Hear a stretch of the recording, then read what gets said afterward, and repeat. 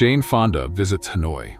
In July 1972, during the Vietnam War, movie star Jane Fonda sparked nationwide outrage in America by visiting Hanoi. A controversial photograph showed her seated on a North Vietnamese anti-aircraft gun, fueling public anger.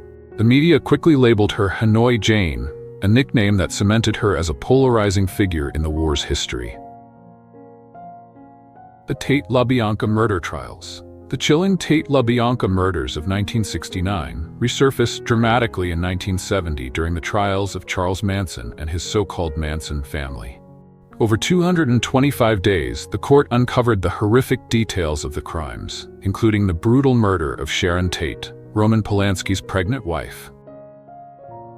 Roman Palansky is arrested. In March 1977, film director Roman Palansky was charged with engaging in sexual intercourse with a minor.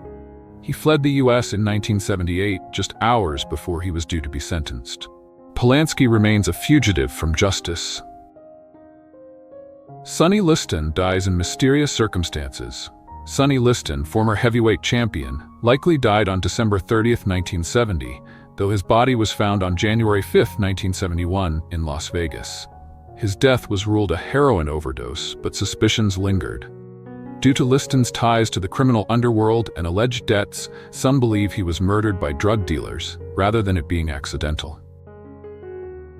Patty Hurst joins the SLA.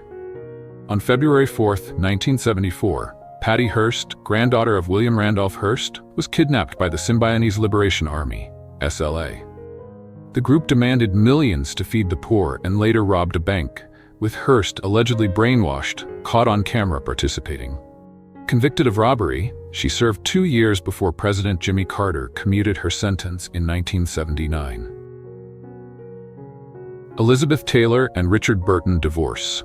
One of the most high-profile celebrity unions of the 1960s ended on June 26, 1974, when Elizabeth Taylor and Richard Burton divorced, only to tie the knot again in 1975.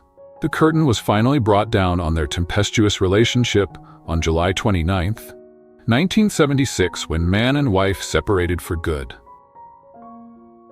Charlie Chaplin's body is stolen. Charlie Chaplin, the legendary comic actor, died on Christmas Day 1977, but events took a strange turn when his body was stolen from a Swiss cemetery on March 1, 1978. Police arrested 2 men, Roman Wardas and Goncho Ganev, who planned to ransom the body for money. After a 5-week search, Chaplin's body was found in a cornfield and reburied securely in a concrete tomb to prevent further attempts. Jimmy Page's teenaged girlfriend, Lori Maddox, also known as Lori Maddox, was just 14 years old when she began a relationship with Led Zeppelin guitarist Jimmy Page in 1972. A former child model, Maddox was one of the so-called baby groupies of the early 1970s, her name also associated with David Bowie. Her experiences during this period have been discussed in the Me Too movement and recollected in a number of books and online webzines. John Lennon runs off with May Pang.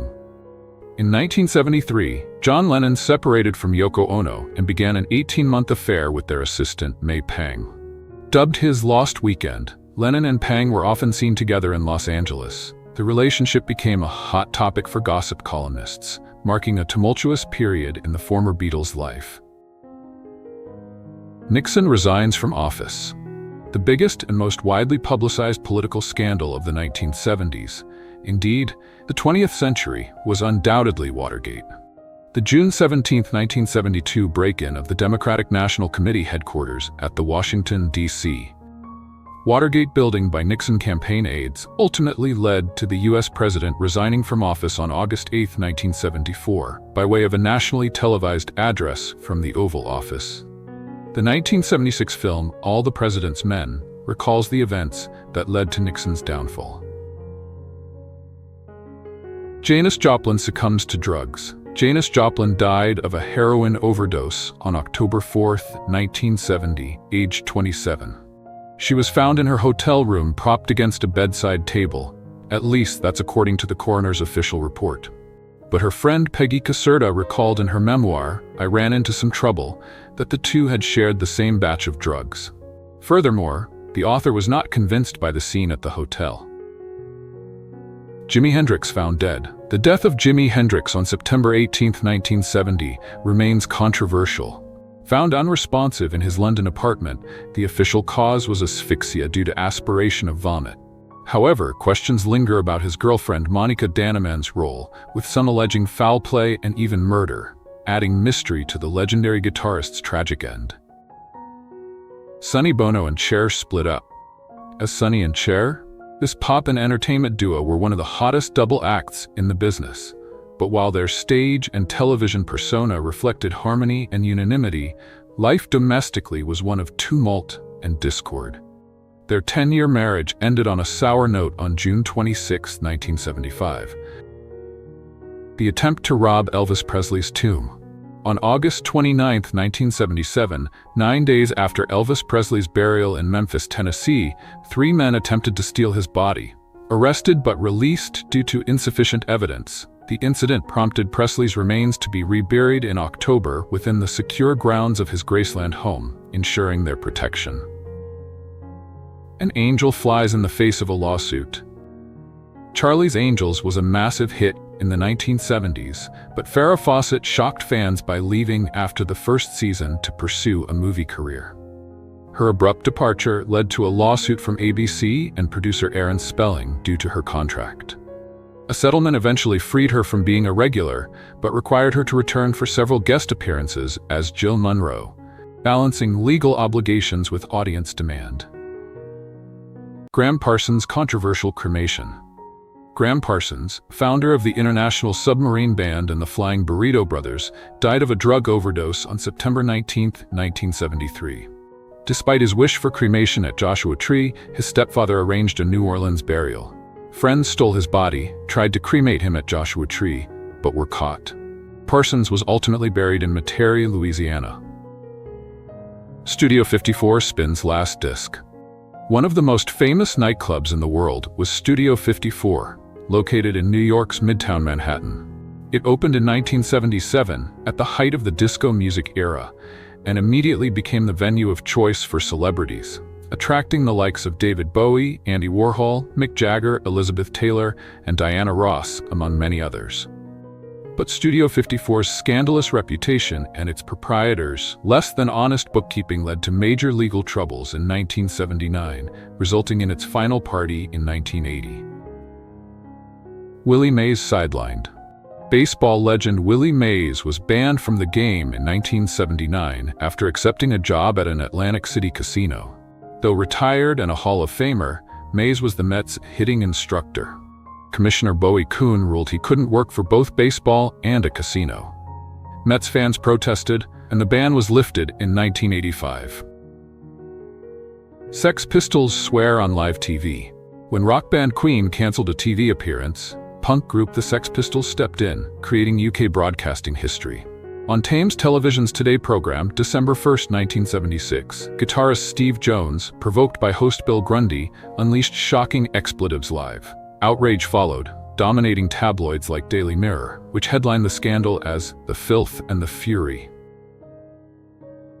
Sid Vicious under suspicion of murdering partner. The death of Nancy Spungen, allegedly at the hands of Sex Pistols bassist Sid Vicious, made headline news around the world after her body was discovered in a New York hotel room on October 12, 1979.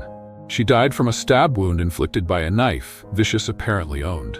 The musician was arrested and charged with her murder. Released on bail, Vicious, real name John Ritchie, died of a drug overdose before the case went to trial. It still hasn't been determined who killed Nancy Spungen. Bob Crane's kinky demise. Bob Crane, known for Hogan's Heroes, 1965 to 1971, saw his career and life take a dark turn after meeting John Carpenter. The duo videotaped their sexual exploits, often allegedly without consent. On June 29, 1978, Crane was brutally bludgeoned to death in his apartment. Carpenter was accused but acquitted during the trial.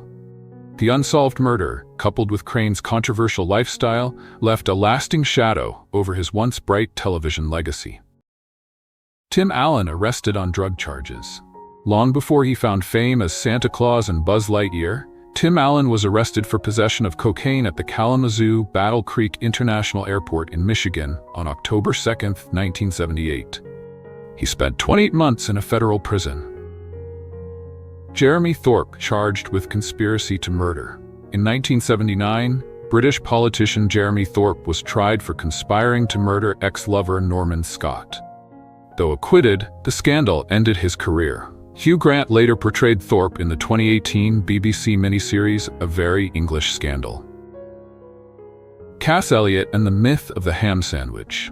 For many months after her demise on July 29, 1974, rumors persisted that Cass Elliot, a former member of the Mamas and the Papas, had choked to death on a ham sandwich.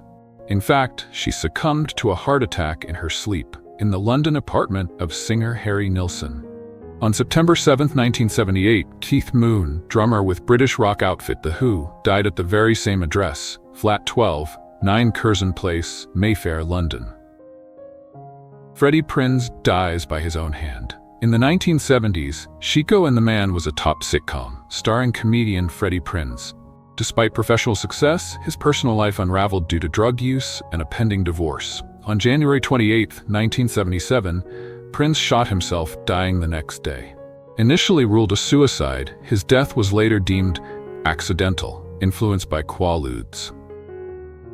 The Toxic Twins. In the mid-1970s, Aerosmith frontman Steve Tyler and guitarist Joe Perry became known as the Toxic Twins due to their alarming substance abuse. Tyler and Perry ended up in rehab. Fortunately, both survived the ordeal, with Aerosmith enjoying even greater success in the 1980s and 90s.